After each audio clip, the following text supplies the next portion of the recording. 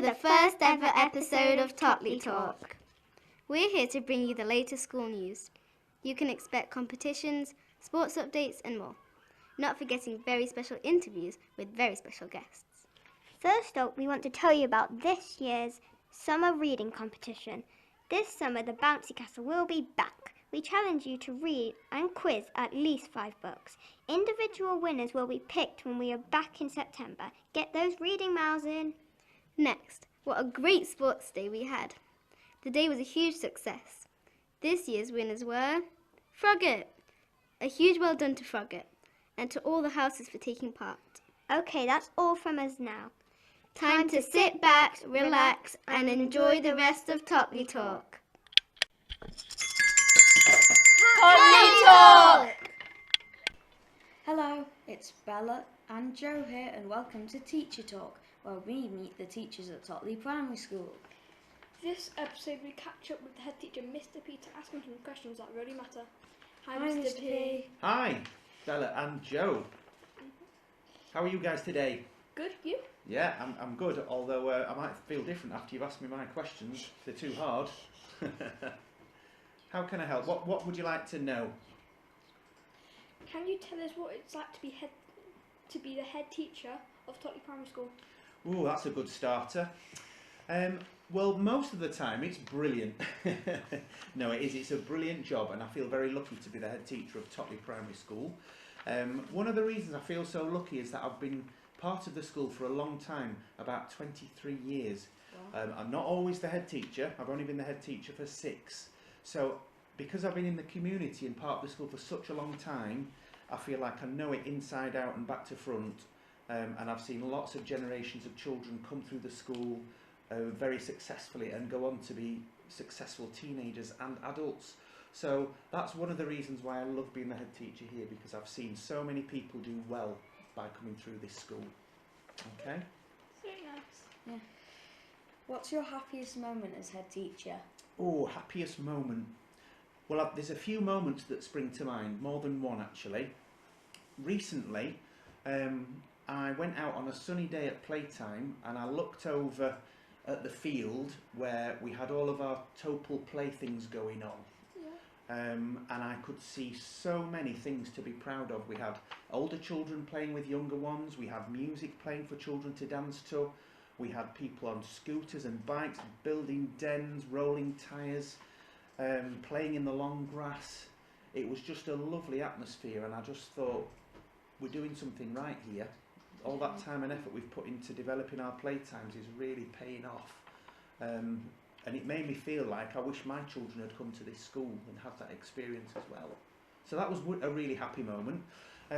Another moment I'll never forget in my career is, I don't know if you guys can remember, but when children were allowed to come back to school after COVID, after that first lockdown, when it was really scary and we'd been stuck at home and we didn't even have Google Classroom in place then. We were sort of very isolated from each other, weren't we?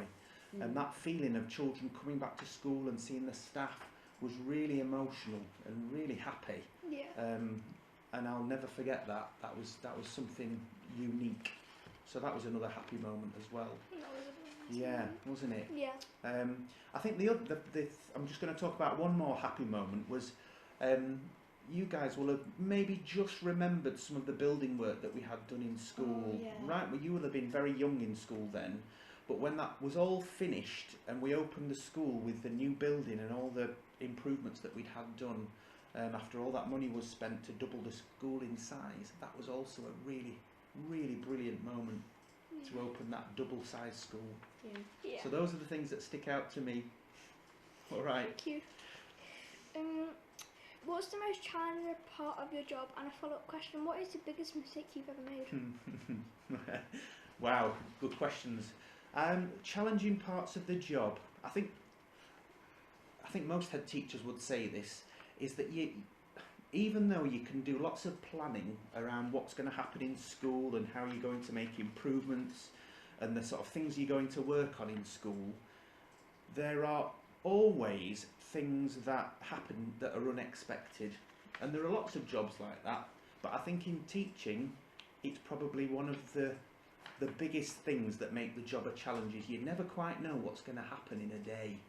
So just for example, last week we just finished the school day. It was 3:15, and a parent called in and was concerned that they'd heard on Facebook that there'd been some cows that had got loose from a farmer's field and were roaming around Totley Hall Park.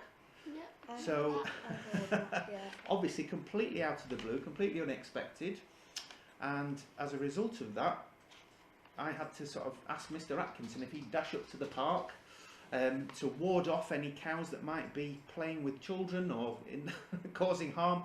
Thankfully there were no cows there, but that's just one example of something that can just happen in a school day that's completely out of the blue and unexpected. And those sorts of things do sometimes happen. A couple of years ago we had a deer that had got loose, a teenage sort of juvenile deer that had escaped from the Peak District and was kind of running up and down the school drive in a very distressed state. They're not all animals my biggest challenges, by the way, but I think that unpredictability in the school day can be sometimes hard to deal with. Yeah. Yeah. Now in terms of mistakes, hopefully I haven't made too many. Hopefully not massive ones anyway, but like anyone else I'm always making little mistakes, because we're all human, aren't we? We're all human at the end of the day. One of my biggest recent mistake was possibly not asking for custard on one of Mina's sponge puddings. That was a real error, yeah, because I'd forgotten how delicious it was. No, on a more serious note, I think one thing I wish we'd done sooner was improving our playtimes and perhaps getting our Topol play up and running a couple of years before we actually did, because the difference it's made to our playtimes has been huge, and I think children have a much happier time as a result. Do you agree with that? I would definitely agree Yeah. with that. Definitely. Yeah. What do you think's the best thing about playtimes now? Just throwing it back to you guys. Have a little There's think. so much more things to do. Yeah. So much more things to do with buddies and younger ones. Just so makes them so much more happier. And it'll probably be even better when the sandbox area is Oh, yeah. finished. That's it. We're not stopped yet, are we? We've got the big sand pit on the junior side. Hopefully some tree swings to install, and lots of other things in the pipeline for the future. Okay? Yeah. Brill? What was your head teacher like at school, and are you anything like them? That's a good question. So my head teacher at primary school was called Brian Wood. Yeah. Now we didn't see that much of him, to be honest. I don't remember him being out and about in school and at playtimes as much as I know lots of head teachers are now. He tended to work in his office, and I remember him having lots of paperwork to do. He was nice, but it was usually the case that you only saw Mr. Wood if you'd been in trouble.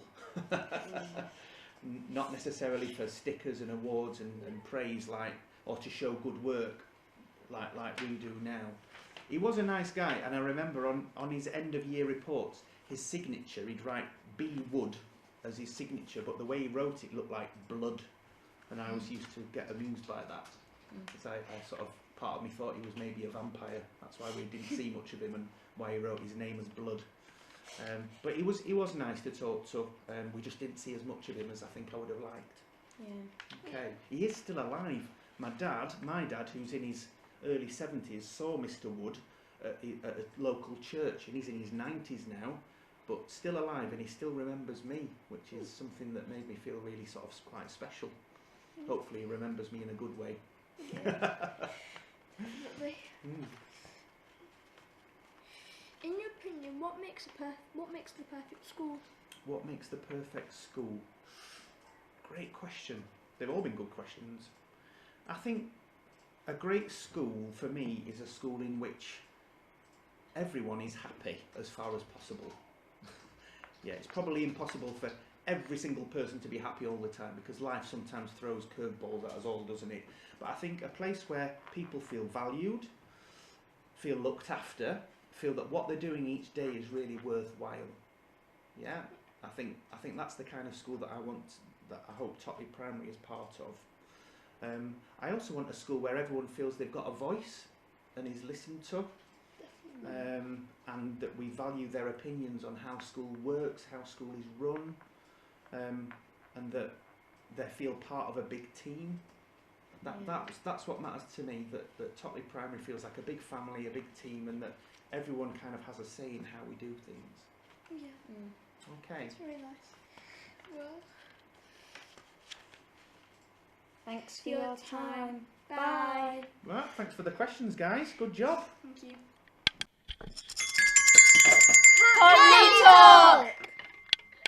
Hi, you're joining Jackie and Evan for our Student Spotlight. We are catching up with Totley Primary School's Upper Key Stage 2 Poet Laureate. We are joined by Ada. First, can you tell us what inspired you to become a Poet Laureate? Well, I saw the sign-up sheet outside Mr. P's office and I was like, oh, that looks new and different. Maybe if I do it, I'll like it and find it exciting. What is one of your poems and what is it about? It's called Have You Ever Read a Book? And it's inspired by like how I like to read and like in all the different places I like to read. But I can't take all the credit for it because my friends Charlotte and Isaac helped me with some of it. Could you recite your poem? Yeah. Have you ever read a book underneath the covers at night, leaning on a hot water bottle, being told to turn out the light? Have you ever read a book lying on a beach, sandcastles all around you, being built as you read? Have you ever read a book sitting at the dinner table, being told to eat your food as you read your favourite fable? Have you ever read a book in the middle of a school day, when your friends shout, come on, come over and play? Have you ever read a book travelling on a train, when the sky turns a light black and it soon begins to rain? Have you ever read a book? That was really good, Ada. Thank you. As Poet Laureate, what have you been asked to do so far? I've been asked to write a poem for Sports Day and perform it in front of all the parents at the picnic, but that's all I've done so far. What do you like about being our Poet Laureate? I like when I get to write poems like about stuff that I like and other people like because, well, I just like it. It was great to hear from you today, Ada. Thanks.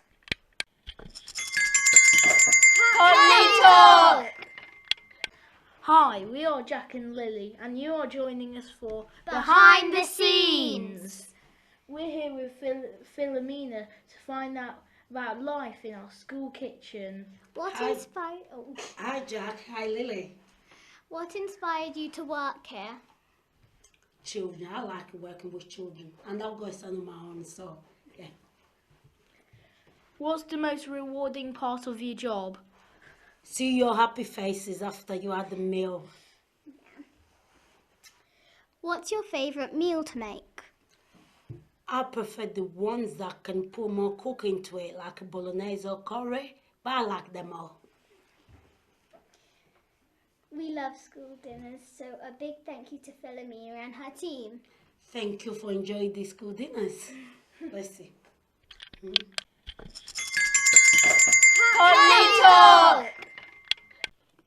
That's all from us at Totley Talk. We hope you enjoyed our podcast. Have a great summer.